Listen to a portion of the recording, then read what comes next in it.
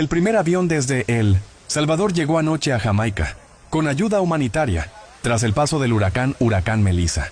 Esta operación incluye 3 vuelos, uno al día para movilizar más de 300 rescatistas especializados y cerca de 50 toneladas de suministros, alimentos, agua, medicinas, carpas y equipos de rescate.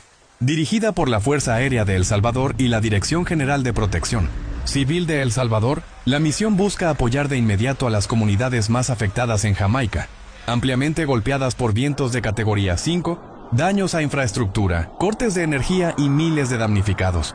Que Dios acompañe a nuestros hermanos en Jamaica.